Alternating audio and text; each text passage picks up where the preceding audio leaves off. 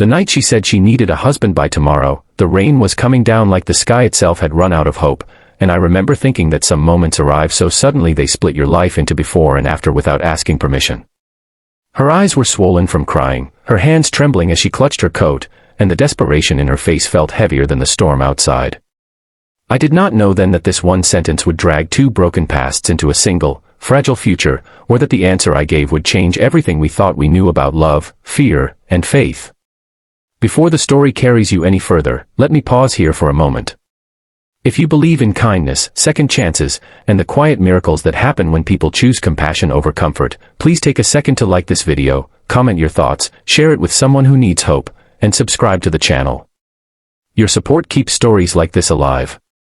My name is Michael, and this happened in a small town outside Cedar Rapids, Iowa, where life moves slowly and people notice when you skip church on Sunday.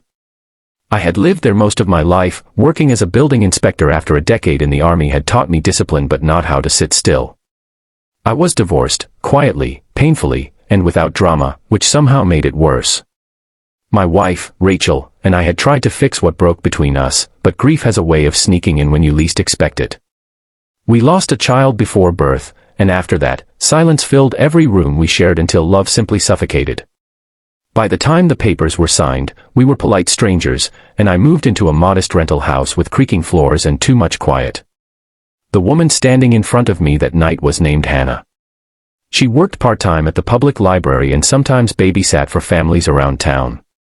We knew each other only through small, forgettable interactions, polite nods, and a few conversations about books and weather. But that evening, she looked like someone running out of time. She explained, in rushed fragments, that her mother was in the hospital, her father had passed years ago, and her younger siblings were facing being taken by social services unless there was a stable household immediately.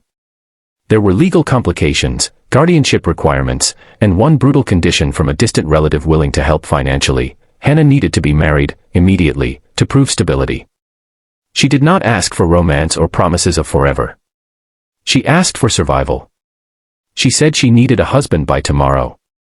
And I replied, almost without thinking, that then she would have to live at my place. It was not a romantic offer. It was a lifeline thrown by someone who knew what drowning looked like. The next 24 hours blurred into paperwork, phone calls, and prayers whispered under breath. We stood before a judge in Des Moines the following afternoon, strangers bound by necessity and an unspoken agreement to protect what mattered most. There was no white dress, no guests, no music. Just two people holding the weight of their lives in their hands, hoping they would not drop it. Living together after that felt like walking on glass. We slept in separate rooms, respected boundaries, and avoided the eyes of neighbors who whispered behind curtains. Hannah took on the responsibility of caring for her siblings, Thomas and Abigail, who moved into the house with backpacks full of clothes and hearts full of fear. I watched her cook dinner with exhaustion etched into every movement, then sit up late at night filling out forms and medical bills.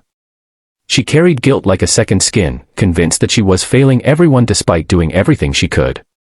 My own struggles surfaced in quiet ways. Nightmares from my army days returned, triggered by stress and the sudden presence of children in the house. I would wake up drenched in sweat, sit at the kitchen table until dawn, and wonder if I had made a terrible mistake. The town talked. Church friends asked careful questions. Some assumed it was a scandal, others a miracle. I avoided explanations, choosing instead to fix broken cabinet hinges and mow the lawn as if routine could anchor us.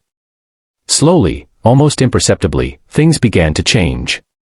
Hannah started laughing again, softly at first, usually when Thomas told a joke or Abigail fell asleep mid-sentence. The house filled with small sounds of life, footsteps, cartoons in the morning, dishes clinking in the sink. We began sharing meals, not as a requirement, but as a habit. We prayed together before dinner, awkwardly, sincerely, each of us asking God to protect what we did not fully understand. One evening, months later, Hannah collapsed at the kitchen table, finally admitting how afraid she had been that night in the rain. She believed she was unlovable, a burden, and that the only way to save her siblings was to sacrifice any chance at her own happiness. Hearing this cracked something open in me. I realized I had been hiding too, using duty as a shield against feeling anything deeply again. There was no sudden romance, no dramatic turning point. Love crept in quietly, through shared responsibilities and late-night conversations about grief, faith, and forgiveness. I noticed the way Hannah hummed hymns while folding laundry, the way she spoke to the children with patience I had never learned, the way she looked at me when she thought I was not watching, as if searching for something familiar and safe. The true test came when her mother passed away the following winter. The loss threatened to unravel everything Hannah had held together. At the funeral in Minnesota, surrounded by relatives who had doubted her choices, she stood tall, her siblings by her side, my hand steady on her back. For the first time, the word husband felt real, not legal. Grief has a strange way of clarifying truth. In the months that followed, Hannah and I chose each other, not because we had to, but because we wanted to. We attended counseling, talked openly about fears, and learned to forgive ourselves for the unconventional beginning of our marriage. Love grew, not as fireworks, but as a steady flame that refused to go out. Years later, standing in that same house, now filled with framed photos and worn furniture, I understand that miracles do not always announce themselves with thunder. Sometimes they arrive as a desperate request in the rain and an answer given without fully knowing why.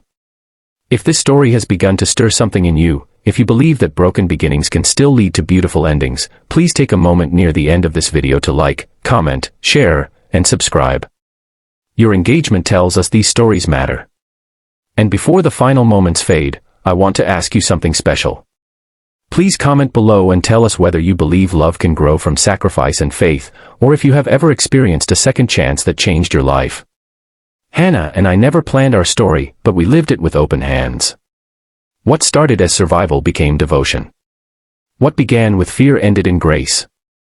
And every time it rains now, I remember that night not as the moment everything went wrong, but as the moment everything finally began.